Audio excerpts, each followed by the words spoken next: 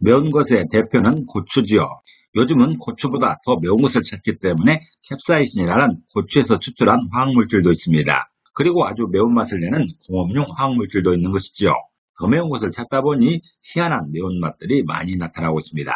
반갑습니다. 셋단자 제405강입니다. 한자는 맥을 아는 것이 중요합니다. 한자는 밤보다 낮을 중심으로 해석하는 게 맞습니다. 또한 농경사회가 중심이 되고 있지요. 이런 한자의 맥을 아는 것이 한자 해석의 중요한 요소가 됩니다.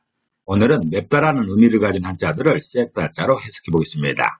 먼저 볼 글자는 매울 신자입니다. 매울 신자는 맵다는 뜻이 있고 독하다, 고생하다 등의 의미가 있습니다.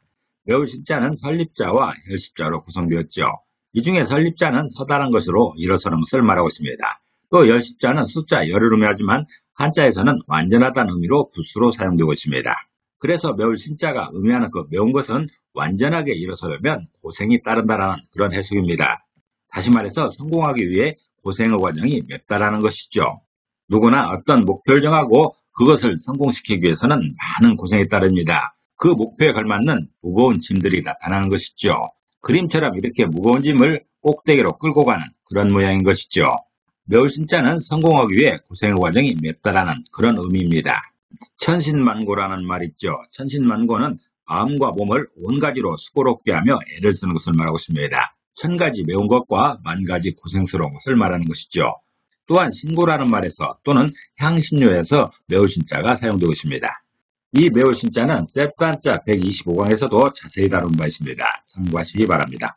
매울 열자를 보겠습니다. 매울 열자는 맵다는 의미가 있고 기쁘다는 뜻도 있습니다. 또 세차다는 의미도 있죠.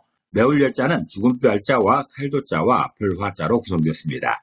이 중에 죽음뼈 알자는 죽음을 의미하고 죽을 각오를 말하고 있습니다. 또 칼도자는 칼을 의미하는 것이고 불화자는 불을 의미하기 때문에 열정을 표현하고 있습니다. 그래서 매울 열자는 죽을 각오로 칼을 든 군인의 열정이 세차다는 그런 뜻이죠.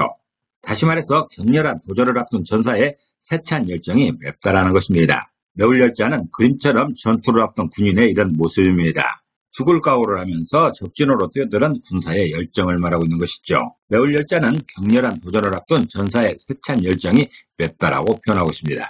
순국열사라는 말이 있죠. 순국열사는 나라를 위해 목숨을 바치며 싸운 열사를 말하고 있습니다. 그리고 격렬하다고 할 때나 선열이라고 할 때 매울 열자가 사용되고 있습니다. 이 기쁠 열자는 매울 열로도 표현하고 있습니다. 이 기쁠 열자는 셋단자 175강에서 자세히 다룬 바 있습니다. 참고하시기 바랍니다. 매울 날자를 보겠습니다. 매울 날자는 맵다는 의미가 있고 악랄하다는 의미도 있습니다. 매울 날자는 매울 신자와 묶을 속자로 구성되었지요. 그 중에 매울 신자는 맵다라는 의미가 있고 묶을 속자는 묻는 것을 말합니다. 속박을 의미하고 있죠. 그래서 매울 날자가 표현하는 그 매운맛은 묶으면 더 맵다라는 것이죠. 매운 것을 낮게보다는 한꺼번에 묶어서 맛을 보게 되면 더 매운 것이죠. 그것을 표현하는 글자가 매울 날자입니다. 매울 날자는 매운 것들을 합하여 한꺼번에 맛을 보면 더 맵다라는 그런 표현입니다. 맵다라고 소문난 여러 가지 향신료들이 있습니다. 이런 매운 향신료들을 한꺼번에 그릇에 타게 되면 더 매운 맛이 나게 되는 것이죠. 전국적으로 매운맛이 선풍적 인기를 끌고 있습니다. 매운 짬뽕도 있고 매운 떡볶이도 있죠. 더 맵게 하기 위한 노력이 지속되고 있는 것이죠.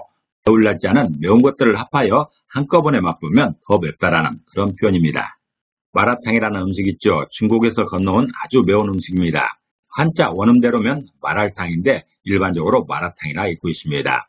이 마라탕은 혀가 저리게 맵고 뜨거운 음식을 말하고 있습니다. 또한 악랄하다고 할 때나 신랄하다고 할 때 매울 날자가 사용되고 있습니다. 악랄할 날짜로도 있게 되는 매울 날짜는 셋단자 166강에서 자세히 다룬 바 있습니다. 참고하시기 바랍니다. 독할 혹자를 보겠습니다. 독할 혹자는 독하다는 뜻이 있고 맵다는 뜻도 있습니다. 또 심하다는 뜻도 있죠. 독할 혹자는 닭유자와 알릴 고자로 구성되었죠. 이 중에 닭유자는 12지신 중에 닭을 의미하는 것이고 술주자에 붓수로 사용되고 있습니다. 그래서 닭유자가 붓수로 사용되면 술을 의미하는 것이죠. 또 알릴 고자는 알린다는 의미가 있습니다. 그래서 독할 혹자는 술이 알려주는 경고는 독하다라는 그런 표현입니다. 다시 말해서 술로 인해 생기는 문제들의 결과가 아주 맵다라는 것이죠. 술로 인해 생기는 문제들의 결과가 아주 독하고 매운 것입니다. 고주망태가 들 때까지 술을 먹는 알코올 중독자의 그 결과는 참담합니다. 나와 가족을 망가뜨리는 병이 바로 알코올 중독입니다. 그것을 표현하는 글자가 독할 혹자입니다. 독할옥자는 술로 인해 생기는 문제들의 결과가 아주 맵다라고 표현하고 있습니다. 더위 중에서도 아주 혹독한 더위를 혹서라고 하지요. 또 혹독하다는 말도 있습니다. 참혹하다고 할 때도 독할옥자가 사용되고 있지요. 이 독할옥자는 세트 한자 177강에서 자세히 다룬 바 있습니다. 참고하시기 바랍니다. 독할독자를 보겠습니다. 독할독자는 독하다는 뜻이 있고 맵다는 뜻도 있습니다. 이 독할독자는 주인 주자와 말무자로 구성되어 있습니다. 그 중에 주인 주자는 주인을 의미하는 것이고 말무자는 말다, 다시 말해서 하지 않는다는 그런 뜻이 있습니다. 독할독자의 아랫부수를 보면 어민무자로 표현되는데 이 글자는 말무자로 해석하는 게 맞습니다. 그래서 독할독자가 표현하는 그 독한 것은 할 일을 하지 않는 주인은 해독이다, 독이다라는 그런 뜻입니다. 다시 말해서 마땅히 해야 할 일을 하지 않는 주인은 공동체에 독이 된다라는 것이죠. 가정에서든 회사에서든 나라에서든 대표성을 가진 사람의 역할은 참으로 막중합니다. 대표성을 가진 사람이 자기 일을 하지 않는다면 그 공동체는 망가지게 됩니다. 힘들어지게 되는 것이죠. 책임이 많은 사람일수록 자기 역할을 제대로 해야 됩니다. 그래야 공동체가 발전하고 건강하게 유지될 수 있는 것이죠. 이렇게 과장인 사람이 고주망태로 제 할 일을 하지 않는다면 가족들의 삶은 불행해지는 것입니다.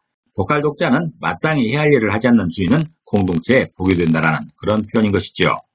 독수 독과라는 말이 있습니다. 독이 있는 나무의 열매에도 독이 있다라는 그런 뜻입니다. 불법으로 수집한 증거는 증거로 사용할 수 없다라는 법률 용어입니다. 또한 해독이라는 말에서나 독약이라는 말에서 독할독자가 사용되고 있습니다. 오늘은 맵다라는 의미를 가진 5개 한자를 세트 한자로 해석해봤습니다. 맵다라는 말은 국어사전에서 고추와 같이 맛이 알라라는 것을 표현하기도 합니다. 또 성미가 사납고 독한 것을 맵다라고 하기도 하고 날씨가 몹시 추운 것을 날씨가 맵다라고도 하는 것이죠.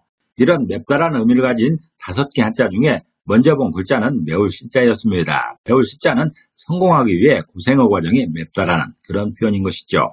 또 매울 열자는 격렬한 도전을 앞둔 상황에 세찬 열정을 말하고 있습니다. 그리고 매울 날자는 매운 것들을 합하여 한꺼번에 맛보면 더 맵다라고 그렇게 표현하고 있습니다. 그리고 독할혹자는 술로 인해 생기는 문제들의 결과가 맵다라는 그런 표현입니다. 그리고 독할독자는 마땅히 할 일을 하지 않는 주인은 공동체에 독이 된다라는 그런 뜻입니다. 오늘은 세트 한자 제405강으로서 맵다라는 의미를 가진 5개 한자를 세트 한자로 해석해봤습니다. 오늘 배운 것을 요약하겠습니다.